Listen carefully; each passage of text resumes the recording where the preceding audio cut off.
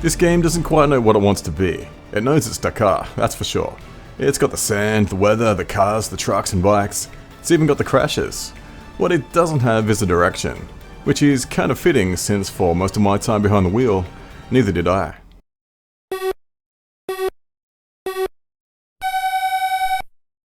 First impressions of Dakar are solid.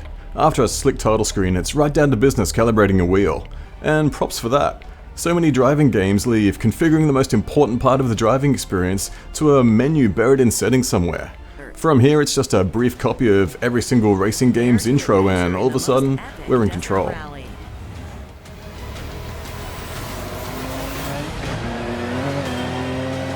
Welcome to Dakar Desert Rally, partner. Partner? Yeah, okay, cowboy. But so far so good. We have a great cockpit view and plenty of other options. The graphics are great with near zero pop-in. Take that every Forza Horizon game ever made, and the handling? Well, let's give that some time. Actually, let's give it a bike. Now here's where it's getting interesting. Having wheel calibration up front and appearing all sim is great, but have you ever tried to control a motorbike with a wheel? I have, now. You straight up see me weaving all over the show here, but I'm trying my hardest to keep it dead straight. Obviously a wheel is not a good choice here, and afterwards I switched straight to a controller. But the nice configuration and in-car views made me think that the choice of a wheel was right on point. And this nicely sums up the issue with the entire game. It's a mix of arcade and sim, and done right this could be amazing, but in Dakar, it just sets you up for a fall. Once in the game proper, the first thing you need to do is select your mode. With simulation locked into deep into the game, I selected Pro because I have a driving stop! Or maybe not. I was not prepared even a little for the difficulty of Dakar. You see, in most games, when you are presented with a difficulty select screen, you're actually selecting AI difficulty and the amount of assists that will be available. But what gets top billing in Dakar is the navigation, and by selecting Professional, I was also selecting Realistic Navigation. Turns out the only thing I'm pro at in this game is getting lost. But to be fair, I wasn't entirely stupid. I did listen to Cowboy explain all about the cap and the tulip. I was really patient. It seemed clear enough. The tulip has a number, I head towards that number at the top of the screen, no problem. But it's not even 20 seconds later, and what happened to the cap number on the tulip? Did I misunderstand? It's cool for now because there's a clear path to follow, but that doesn't last. Where am I going here? What turn did I miss? And why does the cap I need to follow keep changing? I don't get it. You must go to cap 359.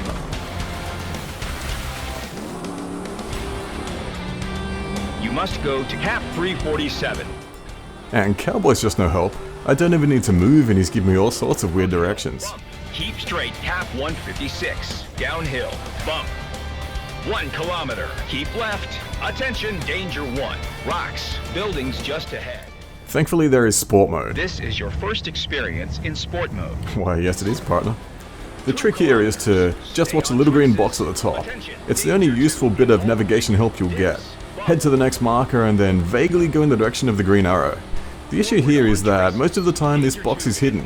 You were just told to go straight until you're coming up fast on the next marker, then it'll finally let you know where to go next. It's a terrible system, but compared to all the other modes on offer, it's downright fantastic. Of course, Cowboy is always there to help you navigate, but who can even understand this guy? I mean, I figured out what traces meant, but what's he saying here? Keep on traces. Leave valley. Danger 1 in all the figure. On all the figure? What are you talking about, man? Other times he will just tell you to prepare to turn left or right. Okay, so I'm prepared. But I'd really appreciate it if you'd just tell me when and where to turn. So navigation's a bit of a mess then. Or at least it is to a filthy casual like me who thinks this is a tulip and this thing is some alien script. But who cares about navigation if the driving is amazing, right? To be honest, the game has its moments. Flying across seemingly endless open terrain needing only to hit the occasional checkpoint can be zen. You can completely zone out, worrying only about your lines. Zone out too much and go flying into a rock? That's kind of fun too. Crashes are pretty satisfying with bits flying all over to decorate the landscape. And on a bike it's even better. You'll even come across the crashed AI from time to time, and the best part of it all is that you can quickly just dip into the menu and repair it all for the cost of some time tagged on to the end of the race. And while on this positive vibe, let's talk about the weather because it really hits the mark. For most of the game it's sunny skies and golden sands, but the experience really comes alive when the weather turns. Snow looks incredible. Of course you have the snow on the ground with the cars making their tracks through it, even a little icing around the camera's edge. But what sells this for me are the snowflakes themselves. This can be a make or break effect. Take a look at Drive Club. This is a game that has become legendary for its weather effects. And let's be honest, this isn't snow, this is warp speed. What kills this effect is the uniform motion of each snowflake.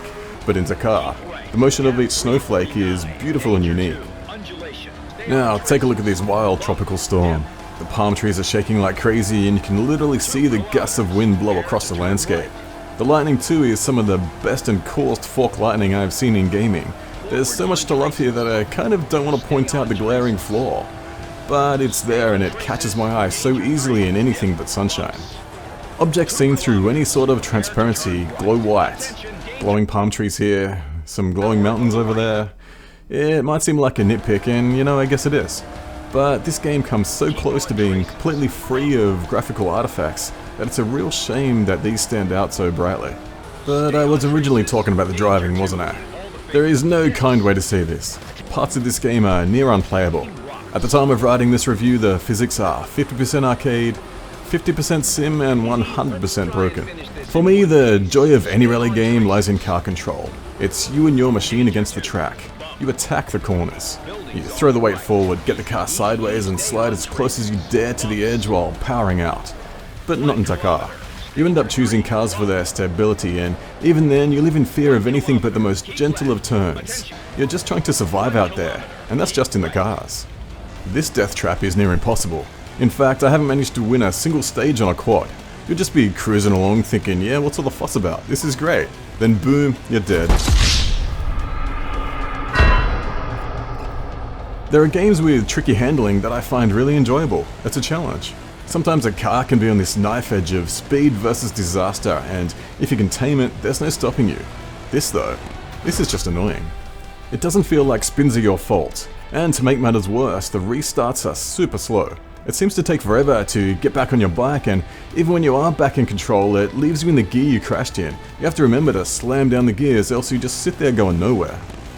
And that is unfortunately about all you really need to know about Dakar. Sure, I could talk more about the progression system that's a little bit strange, or the many other little irritations, but at its core, Dakar Desert Rally is a driving game, so if the driving isn't quite up to par, then does anything else really matter? Apparently there is a patch coming that's going to fix everything. It's the fashion nowadays. Every racing game has everything fixed, just if you wait for the next patch. If there is any significant change in future, I'll add a pinned comment below and maybe push out an update video if things radically change, but don't hold your breath. I really wanted to like this game. It came out of nowhere for me. I heard very little about it before its release and went in with zero expectations. I can see some real love has been put into this title. Some aspects are very strong and you can see what they wanted to deliver. It has the potential to be a real Forza rally, a structured blast through an open world desert with sim mechanics and damage. Take the best bits of an arcade experience and fuse them into a sim. It could be amazing. But until they fix the physics, the progression and that navigation, it's a game on a road to nowhere.